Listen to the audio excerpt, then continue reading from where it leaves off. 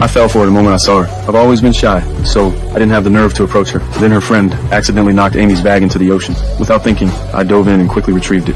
Amy thanked me sincerely, saying the contents meant a lot to her. She invited me to a dinner party the next day. My first instinct was to say no, but after she insisted, I finally agreed. The party was lively, but I was the only stranger there. One of Amy's admirers warned me to stay away from her. Amy overheard and said, "You know the guy you just threatened is a special forces soldier, right?" He backed off immediately. With him out of the way, we started talking openly. We just met, but it felt like we could talk forever. We talked from day into night, from strangers to something more. I could tell Amy didn't mind my company, so I gathered my courage and asked her out. She happily said yes. To my surprise, on our first date, Amy wanted to meet my father. I knew he had autism, but I didn't want to turn her down. As soon as we walked in, Amy noticed his coin collection. What surprised me was how my father broke out of his shell and chatted with her so easily. The first date was nothing fancy, but Amy seemed genuinely happy. Before we said goodbye, she leaned in and kissed me. I knew right then that love had found me. I wasn't shy anymore. I told her exactly how I felt. So I guess I'll see you soon then? I'll see you soon then. From then on, we became a part of each other's daily lives. Our feelings grew deeper, and we became a couple. Love like ours, mutual and true, was pure happiness. It was simple, but it was sweet. We played together in the waves and lost ourselves in beautiful music. This love chased away our loneliness and gave us a happiness we'd never known before. But that life didn't last. I had to go back to the military. It was only supposed to be a year, but for us, it felt like forever. I promise you, that'll all be over soon as you think. And then I'll be back for good.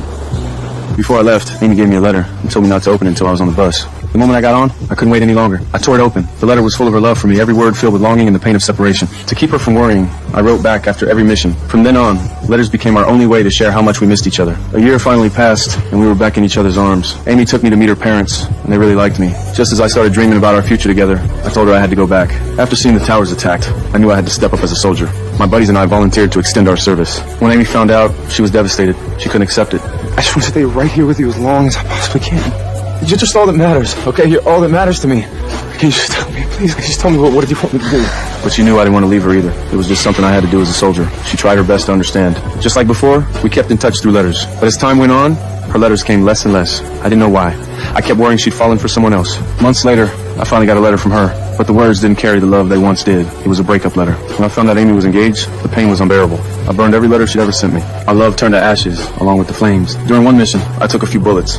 Thankfully, it wasn't life-threatening. After I recovered, I could have gone back to a normal life, but I chose to stay in the military. Maybe there were things in the real world I wasn't ready to face. Maybe I just wanted to numb myself with the chaos of combat. It wasn't until I got word that my father was dying that I rushed home to see him one last time. He passed away soon after. The only family I had left was gone. I went to find Amy. The two of us, once so deeply in love, met again as strangers. I didn't understand why she left me until I saw the photo on the table. It was her neighbor, Henry. I realized then that I'd lost the time and distance. Amy wasn't in any shape to talk about the past. Henry's cancer was all she could focus on. She took me to visit him, and he finally told me what had been on his heart. She still loves you, you know. It's plain as day. You can see it all over her face. I wish that weren't the case, but she's never looked at me the way she used to look at you. Afterward, we went back to her place and had dinner together. Couldn't hold it in any longer. I asked her, why did you end everything with just one letter? Didn't you have anything more to say? Amy finally opened up about what she'd been holding inside. You think it was tough out there? And what, you think it was easy for me without you? Tim was sick. He was sick and he needed me. He needed me to help him. He needed me to help him with Alan, with everything. I was alone and I had no idea what I was doing. But you don't think I tried? I picked up the phone 1,000 times to try to call you. You think that I really want to be standing here in front of you like this? I had no choice.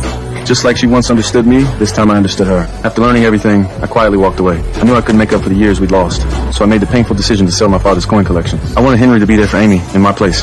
5 years later, I got a letter from Amy. Dear Will, it's been 5 years. Only now do I have the courage to write to you. I know it was you who helped Henry. You gave him more time. I don't know where you are now, but I believe we'll see each other again soon. Just as she'd hoped, I had just gotten out of the military when we ran into each other by chance. But unlike the first time we met, this time the sparks flew both ways. We finally found our way back to each other. This time, I wouldn't leave her. This time, she wouldn't fall for anyone else. Time may